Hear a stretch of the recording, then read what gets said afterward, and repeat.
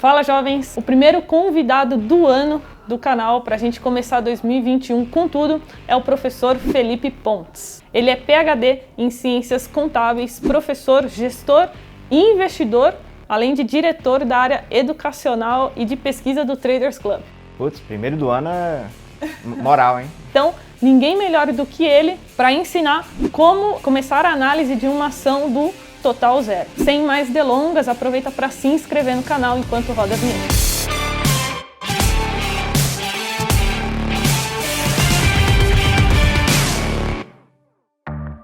Professor, obrigado por ter topado o convite. Já se apresenta para o pessoal e também já fala suas redes sociais aí para o pessoal te acompanhar lá. Boa, obrigado. Eu agradeço pelo convite. É sempre bom falar sobre investimentos com todo mundo e falar para um público diferente que não é necessariamente o pessoal que já me conhece. Então, eu já fui muito bem apresentado. Eu sou Felipe Pontes, diretor educacional de pesquisa e desenvolvimento do TC. Como diretor educacional, nós temos no TC School os nossos textos que saem diariamente sobre alguns temas importantes do mercado, textos explicando conceitos. Nós temos e-books que nós fazemos também para ajudar as pessoas a investirem melhor, gibis de educação financeira para crianças, além dos nossos cursos todos que nós temos aí disponíveis no TC. E na parte de pesquisa e desenvolvimento, eu coordeno uma equipe de pesquisadores, todos também com doutorado, experiência em pesquisa, experiência como professores, que desenvolvem modelos que servem para ajudar os investidores a investirem melhor. E esses modelos são usados no nosso TC Matrix, que é o nosso sistema de análise fundamentalista, que é bem útil para vocês que estão começando a aprender a investir. Você não precisa se preocupar com calcular nada. Tudo está calculadinho para você só precisa se preocupar em olhar os números, analisar e tomar a sua decisão. Então tem esses números todos calculados, indicadores, alguns conceitos que nós vamos discutir daqui a pouco, tá tudo lá, tudo prontinho para vocês, além dos modelos de previsão de receita, modelo de risco de insolvência e mais outras novidades que nós vamos anunciar bem em breve, beleza?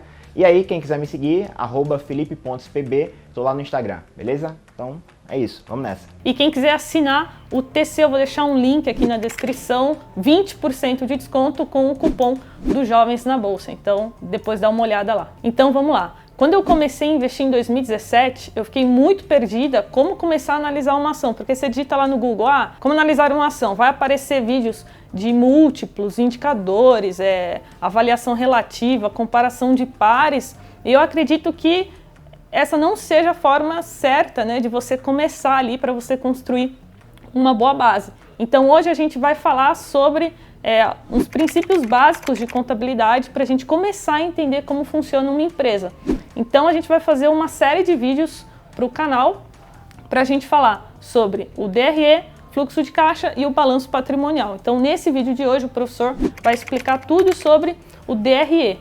Então o primeiro passo a gente escolheu uma ação hoje para aula aqui, tá? Não é uma recomendação, é somente um conteúdo educativo. A gente escolheu o DRE do Magazine Luiza. O professor já vai explicar aqui o que é um DRE. E para você encontrar essa informação, você vai digitar no Google Magazine Luiza RI, que é relação com investidores. Ou Magazine Luiza TC Matrix.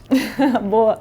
E aí você vai entrar na central de resultados e você vai baixar o release. Aqui no caso a gente pegou o último, o mais atualizado, que seria do terceiro trimestre de 2020. Então, feito isso, agora sim, de fato, a gente vai começar a entender o DRE e aí o Felipe vai explicar um pouquinho o que é, como funciona. Beleza, então muita gente começa de fato a querer analisar empresas pela DRE. Eu falo DRE, certo? Você fala DRE. Mas não tem problema, é a mesma coisa. Demonstração do resultado do exercício. O que isso quer dizer? É uma demonstração contábil que mostra o resultado, ou seja, lucro ou prejuízo. Se o resultado é positivo é lucro, se o resultado é negativo é prejuízo, de um exercício. O que é um exercício? É um período de tempo, certo? Um ano, um trimestre, alguma coisa assim. Então o período vai estar definido aqui no balanço, na DRE, nas demonstrações contábeis que você tem acesso da empresa. Só um adendo ao que a Carol falou, você também pode colocar no Google Magazine Luiza, por exemplo, se quer saber sobre Magazine Luiza, ou o ticker da Magazine Luiza na bolsa, que é MGLU3, e aí complementa com TC Matrix. Dá um Enter, você vai cair na nossa página do Matrix com toda a análise completa da empresa lá, só para você olhar e tomar sua decisão. Então, muita gente gosta de analisar primeiro a DRE. E o pior, Carol, não é nem a DRE que as pessoas gostam de analisar. O pessoal desce direto para o lucro. Isso é errado. Por que isso é errado? Porque o lucro é uma informação pontual e às vezes o lucro é pouco informativo. Se a empresa teve lucro ou prejuízo, é pouco importante muitas vezes. O importante é você ver o que é que tem antes do lucro. Então vocês estão vendo aí no material que vai aparecer na tela, é um extrato aí de uma DRE da Magazine Luiza. Vocês vão ver que tem várias linhas, a gente começa na receita bruta, aí subtrai impostos e cancelamentos, aí chega na receita líquida. Depois você tira o custo total da empresa, chega no lucro bruto. Aí você vai tirando despesas com vendas, gerais, administrativas, provisão, etc. Vai tirando um monte de coisinha, um monte de outras despesas, até chegar no lucro líquido. O que é o lucro líquido? É o que sobrou da receita da empresa, que é o que a empresa vendeu. No caso, a Magazine Luiza vende equipamento eletrônico, vende um monte de coisa. Até livro eles estão vendendo, comida, estão fazendo um monte de coisa. Então, a receita é isso, são as vendas que a empresa faz. E aí você vai subtraindo todas as despesas até chegar no lucro. Então o lucro é efetivamente o que sobra da receita que a empresa teve com as vendas, depois de pagar todos os custos que a empresa tem. Então o lucro líquido é isso, certo? E aí por que eu digo que o lucro não é a informação mais importante? Porque pode ser que tenha acontecido alguma coisa entre a receita e o lucro que influenciou o lucro e você vai perder essa informação se você olhar só para o lucro. Vou pegar um exemplo aqui clássico, recente. Grendene teve uma receita não recorrente, foi uma questão tributária lá que eles tinham com o governo, a disputa, eles reconheceram essa disputa como uma receita, e isso aumentou bastante o lucro da empresa. Se não me engano, no terceiro trimestre de 2019, quando eles fizeram o primeiro reconhecimento, isso foi equivalente, essa receita com essa disputa tributária com o governo, foi equivalente a 1/3 do lucro operacional, que é o lucro que a empresa tem com as atividades operacionais dela. No caso aqui no Brasil a gente tem uma siglazinha chamada EBIT, que as empresas divulgam, que vai estar aqui para vocês também no material que apareceu na tela. Então você vê que quem olhou só para o lucro viu que a Grendene teve um lucro absurdo, que ninguém esperava. Mas esse lucro não tem uma qualidade muito boa, não é um lucro sustentável, porque foi uma coisa que só vai acontecer uma vez, que não vai acontecer de novo. Na verdade na Grendene vai acontecer uma segunda vez, né? Mas lucro não recorrente ele tem essa questão, ele acontece uma vez, é pontual, uma coisa específica. Então por isso que olhar só para o lucro não é uma coisa muito boa.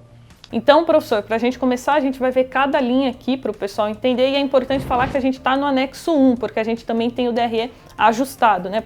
Mas para quem está começando, o ideal é começar por esse aqui. Esse aqui é o que segue a norma contábil mesmo, os princípios contábeis geralmente aceitos. Então, é importante você entender primeiro como analisa o que está dentro dos princípios contábeis geralmente aceitos, mas as empresas fazem alguns ajustes que elas acham que refletem melhor o desempenho econômico que a empresa teve nesse exercício, nesse período.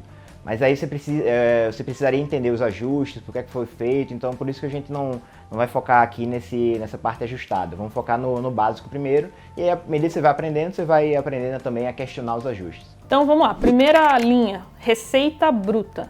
Beleza, a receita bruta hoje as empresas não são obrigadas a divulgar mais. Pela norma contábil mesmo, você não é obrigado a divulgar. Algumas empresas divulgam. O obrigatório mesmo é começar da receita líquida. Mas o que é a receita bruta? Receita bruta é toda a venda que a empresa fez, e o que diferencia para a receita líquida é que a empresa ela funciona meio como um intermediário do governo para coletar o imposto do consumidor e depois dar para o governo. Então, quando a empresa vende alguma coisa, dentro desse preço de venda existem tributos. Então, a empresa é meio que um coletador de tributos do governo também.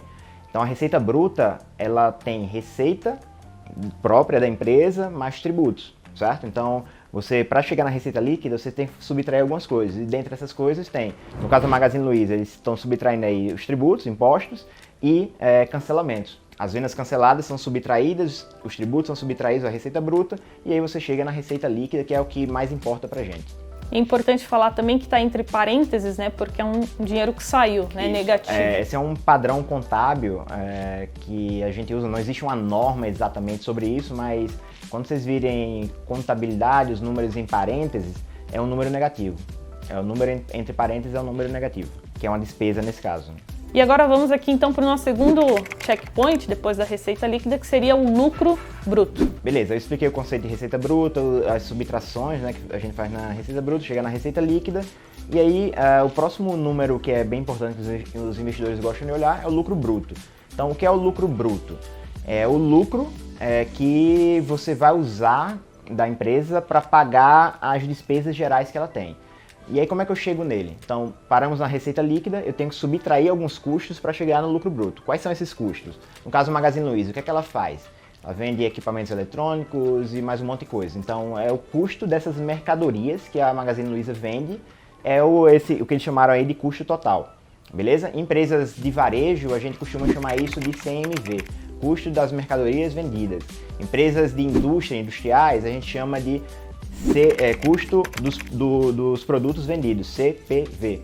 E nas empresas de serviço é custo dos serviços prestados, CSP, beleza? Então é uma nomenclatura assim, que a gente usa na contabilidade, mas normalmente as empresas elas falam lá custo total, tal, mas aí você entende que cada tipo de empresa tem um tipo de custo. Isso tem algumas implicações, inclusive contábeis, que não dá pra gente explorar aqui, mas tem umas diferenças desses custos dependendo do tipo de empresa. Então esse lucro bruto é o que sobra da receita líquida, depois de pagar os custos que a empresa tem para ter essa receita, e aí o lucro bruto é o que sobra para pagar todo o resto de despesa que a empresa tem. As despesas gerais, administrativas e de vendas. E agora vamos então para as despesas. Basicamente as principais são as operacionais, administrativas e de vendas, né? Isso, que um outro termo que vocês podem ver isso ser chamado é SG&A. S de Sales, G de General e A de Administrativa. Então, SG&A são as despesas gerais de vendas e administrativas. Aqui no Brasil a gente costuma ver separado. No caso da Magazine Luiza está aí despesas com vendas, embaixo tem gerais e administrativas. Com vendas seria o gasto com os vendedores da loja, por exemplo. Gerais e administrativas, aluguel de escritório, manutenção de escritório, coisas desse tipo.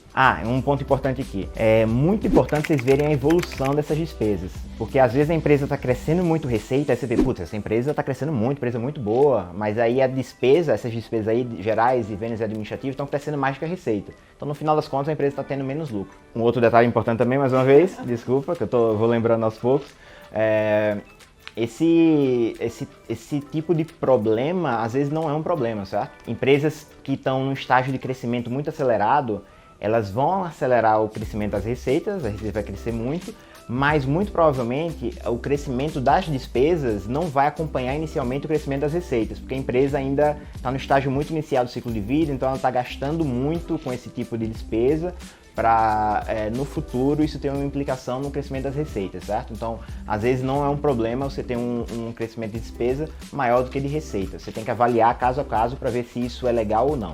E o nosso terceiro checkpoint agora aqui é o EBITDA. Eu adoro falar sobre o EBITDA. O EBITDA é uma medida muito controversa. Até um conhecido meu, ele disse uma coisa uma vez, eu nunca esqueci, eu fico repetindo. Ele diz que o EBITDA é tão controverso que até a pronúncia dele é controversa, né? É EBITDA ou é EBITDA? Porque o EBITDA é uma sigla em inglês, é Earnings Before Interest, Tax, Depreciation and Amortization. Então, a pronúncia em inglês eu não acho que seria EBITDA. EBITDA é mais parecido com o francês. Então, por que as pessoas chamam de EBITDA? Não sei. Então, a primeira controvérsia já começa aí. O EBITDA, eu chamo de EBITDA. O EBITDA ele é uma aproximação para a geração de caixa operacional da empresa. E eu não sei porque o mercado gosta tanto do EBITDA, eu não gosto. Eu acho que nós temos uma informação melhor, que vocês vão ver no vídeo sobre fluxo de caixa, certo? É o fluxo de caixa operacional. Se nós temos o próprio fluxo de caixa operacional, por que danado nós vamos ter uma medida que é uma aproximação para o fluxo de caixa operacional? Então, o EBITDA ele é como se você não soubesse se você está no céu ou no inferno, você está no meio do caminho. O EBITDA nem é lucro, nem é fluxo de caixa. É uma coisa entre os dois. Mas nós temos o lucro na DRE e nós temos o fluxo de caixa na DFC, na demonstração dos fluxos de caixa. Então não precisa ficar usando EBITDA. Eu uso, porque o mercado usa, então eu fico de olho também. Mas não é uma medida que eu gosto de usar, não é um número que eu gosto de usar. Não tem muito sentido usar o EBITDA. Ele ficou famoso porque no passado a gente não tinha essa demonstração dos fluxos de caixa. Então o mercado queria uma medida para representar o fluxo de caixa e aí criaram essa aproximação com base na DRE. Mas aí a partir da década de 70, o fluxo de caixa passou a ser obrigatório no mundo quase todo. Aqui no Brasil foi obrigatório a partir de 2005. Então é uma coisa relativamente recente, né? Então é normal que as pessoas ainda usem muito o EBITDA. A gente deve levar aí uns 30 anos para as pessoas passarem a usar mais o fluxo de caixa operacional no lugar do EBITDA. Então, você prefere o EBIT, olhar... Assim, o EBITDA ele é uma aproximação para o fluxo de caixa operacional e o EBIT é uma aproximação para o lucro operacional. Então, entre os dois eu preferia olhar o EBIT e o fluxo de caixa eu olho diretamente na demonstração dos fluxos de caixa. E aí vocês podem se perguntar, mas no DRE a gente não tem o lucro operacional? Não, não tem, infelizmente. A gente não tem uma linha na DRE que diz que é lucro operacional. Infelizmente nós não temos. Pela norma contábil internacional, que é o que nós usamos aqui no Brasil, isso não é obrigatório. Mas o comitê que discute essas normas contábeis no mundo já está avaliando isso e num futuro breve eu espero que nós tenhamos na DRE a separação do que é operacional, que a empresa gasta de fato na atividade operacional dela, no fim dela, que é Magazine Luiza vender mercadoria, do que é administrativo. Espero que isso não demore muito. Perfeito. Só explica então rapidamente para o pessoal, né, depreciação e amortização. Beleza. A gente precisa primeiro entender que existe a diferença entre lucro e fluxo de caixa, certo? Lucro, a gente usa o que a gente chama de regime de competência. Por exemplo, se você faz uma assinatura de revista na sua empresa que você paga R$100 por mês. Você pagou à vista, certo? Pagou de uma vez só R$100 por mês, R$1.200 para ter direito a usar 12 meses. Então você teve uma saída de caixa de R$1.200, só que é uma coisa que você vai usar durante 12 meses. O que é que a gente faz contabilmente? A saída do caixa, você vai ver o impacto disso na demonstração dos fluxos de caixa, vocês vão ver no vídeo sobre o fluxo de caixa, e a parte que vai afetar o lucro não vai ser esses 1.200 de uma vez só. No fluxo de caixa vai afetar 1.200 de uma vez só, porque saiu caixa de uma vez só, R$1.200 do bolso da sua empresa. Mas no lucro você não vai ter a despesa lá com essa assinatura de R$1.200 no primeiro mês, por exemplo. Você vai ter mês a mês registrando o seu uso dessa assinatura que vai durar 12 meses. Então, você tem lá um direito de uso dessa assinatura, que vai ficar no ativo, que vocês vão ver na aula de balanço patrimonial. E aí, mês a mês, você vai tirando um pedacinho desse ativo e colocando lá na despesa na DRE, certo? Então, essa é a ideia da depreciação e da amortização. Se você comprar uma máquina, um carro, sei lá, que você vai usar durante 10 anos, comprou à vista, o impacto no caixa vai ser da saída de caixa toda de uma vez só, mas a depreciação, que é o que você está consumindo do benefício daquele carro, você vai registrando mês a mês na contabilidade. Então, a DRE ela usa o conceito de regime de competência, você vai registrando as receitas e despesas na competência, que é o mês que ela ocorreu, e a DFC, demonstração dos fluxos de caixa, usa o conceito de regime de caixa, ou seja, saiu do caixa ou entrou no caixa, eu já registro na contabilidade. Então essa é a visão geral aí de regime de caixa e regime de competência e a ideia de depreciação e amortização. Você vai registrando essa despesa mês a mês, independente se você pagou à vista ou não. Serve também para receita. Se você recebeu à vista, mas vai prestar um serviço por 12 meses. Você reconhece mês a mês a receita e no caixa o impacto é de uma vez só. Espero que tenham entendido. E estamos chegando ao fim aqui do nosso DRE. A gente também tem a linha de resultado financeiro e o lucro operacional. Beleza. O resultado financeiro é igual ao resultado que eu comentei lá no começo do vídeo. Resultado ele pode ser positivo ou negativo. Se for positivo é lucro, se for negativo é prejuízo. Então, especificamente esse resultado, ele é dado pelas despesas financeiras que a empresa tem, por exemplo, com empréstimos e financiamentos, e as receitas financeiras que a empresa tem também. Algumas empresas podem ter receitas financeiras com aplicações financeiras, por exemplo. A empresa pega o caixa dela e coloca numa aplicação financeira. Então, esse dinheirinho da valorização dessa aplicação vai entrar nesse resultado financeiro. Então, você confronta as despesas financeiras com as receitas financeiras, bate um com o outro, gera o resultado financeiro. Se for positivo, é um lucro financeiro, se for negativo, é um prejuízo financeiro. E aí, a Magazine Luiza depois apresenta o lucro operacional, que, como eu disse antes, não é uma medida obrigatória aqui no Brasil, mas algumas empresas podem apresentar. Então, eles apresentam também o lucro operacional, a ideia é que ele represente o lucro de fato da atividade operacional da empresa. No caso da Magazine Luiza, como eu disse antes também, é vender mercadorias. Então essa é a ideia do lucro operacional, é tentar mostrar de fato se a empresa gera resultado operacional. Porque algumas empresas podem ter lucro operacional, mas tem prejuízo líquido, que é o próximo conceito. Antes de você me perguntar, eu já vou pegar e engatar. Algumas empresas podem ter prejuízo operacional e lucro líquido por algum motivo, algum não recorrente, alguma coisa assim. E o contrário também, pode ter lucro operacional e prejuízo líquido por algum motivo qualquer. Aí tem vários casos podem surgir a partir disso aí. A Via Varejo, por exemplo, ano passado, ela teve períodos que deu lucro líquido e não deu lucro operacional, e o contrário também. Então, é importante ficar ligado nos dois números. E antes da gente chegar finalmente... um detalhe adicional, esse lucro líquido é o que dá base para vocês receberem os dividendos, beleza?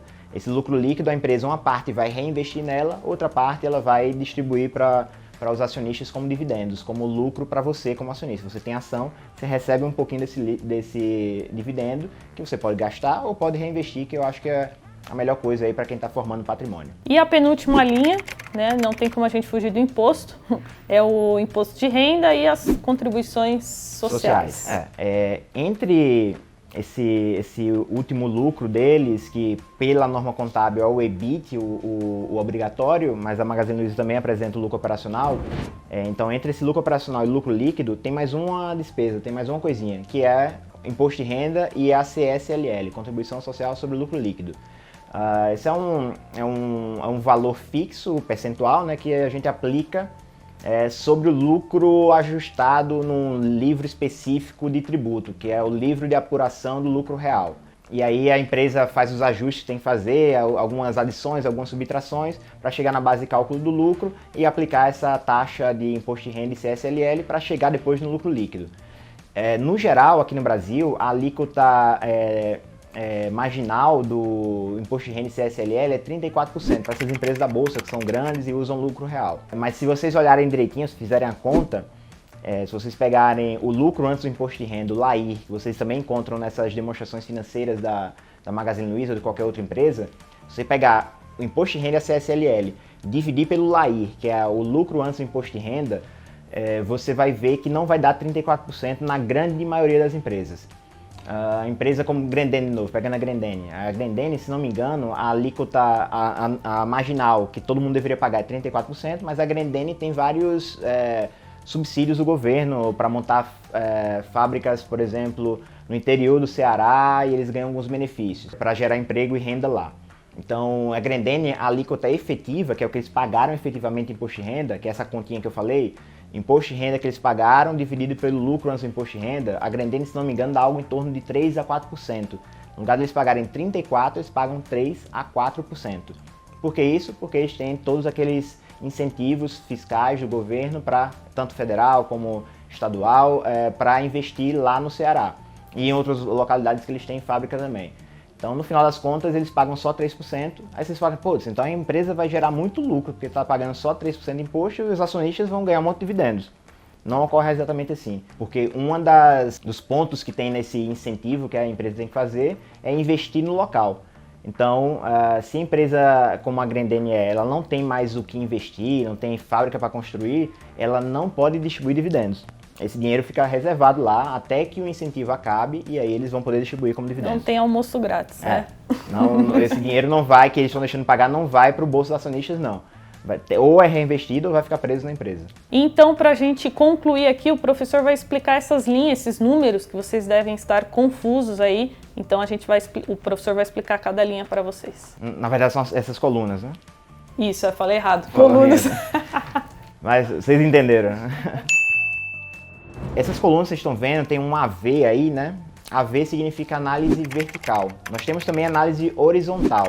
Análise vertical, você olha na coluna, a evolução das colunas, e na análise horizontal é ao longo do tempo, beleza? Então, na análise vertical, a gente tem uma referência. Isso serve para qualquer demonstração contábil. No balanço, vocês também vão ter análise vertical e horizontal.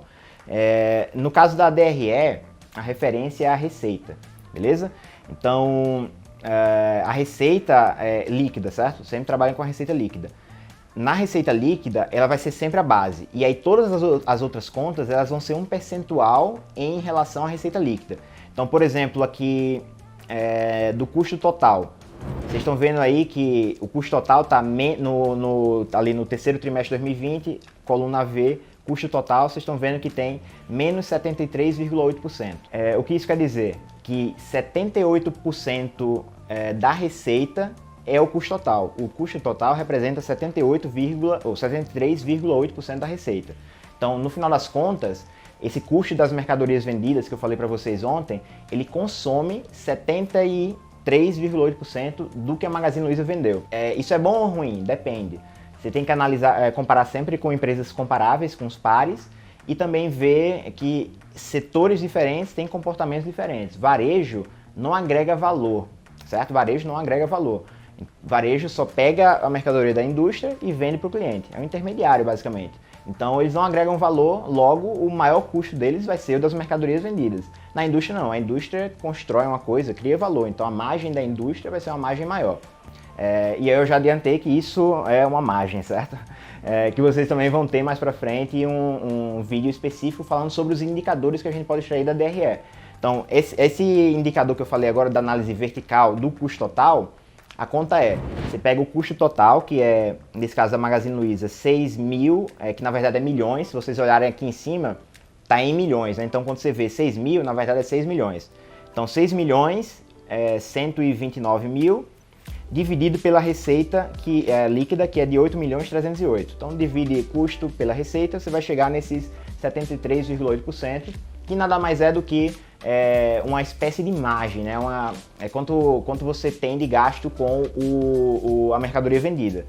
E aí, se você pegar a análise vertical do lucro bruto, por exemplo, dá 26,2%. Que é quanto sobra da receita da empresa depois de pagar o custo da mercadoria vendida para gerar esse lucro bruto que vai pagar todas as outras despesas da empresa. Esse número nada mais é do que a famosa margem bruta, que vocês também vão aprender mais nos próximos vídeos. Então dá para extrair um monte de informação dessa aqui da DRE, calcular indicadores como ROI, ROIC, ROA, dá para olhar a evolução dos números ao longo do tempo, como é que a receita vem crescendo, como é que os custos vêm crescendo, que isso é a análise horizontal. Lembrando que no TC Matrix vocês têm isso tudo calculado, é só pegar lá, botar a empresa que você quer, tudo isso vai estar calculado, beleza? Bom, então eu acho que é isso. Vocês viram a importância de entender um DRE para encontrar indicadores, né? Por exemplo, ROI, para encontrar endividamento, precisa do EBITDA, para encontrar as margens, precisa da receita. Então é isso. Professor, obrigado pela sua participação. Pessoal, explode o like nesse vídeo aí, porque foi uma super aula para vocês com um cara que é especialista no assunto, super respeitado aí no mercado financeiro. Professor, obrigado pela sua participação. Eu que agradeço a todos vocês que assistiram, Carol, pelo convite. E eu vou fazer o seguinte, eu quero que vocês comentem aqui embaixo se é EBITDA ou EBITDA e se é DRE ou DRE, beleza? Vamos fazer essa enquete aí, vamos ver quem ganha. Se tiverem qualquer dúvida adicional, podem falar comigo no Instagram ou cria a conta gratuita no TC, usando o trial de Carol, e fala comigo no chat do TC. Eu respondo mais rápido no chat do TC. Vocês me procurem lá no chat. No Instagram eu demoro um pouco mais, porque eu recebo muita mensagem e eu tiro só um tempo no dia para responder. No TC eu tiro vários momentos do dia para responder as perguntas lá. Boa, o link está aqui na descrição. Jovens, valeu, até o próximo vídeo. Tchau!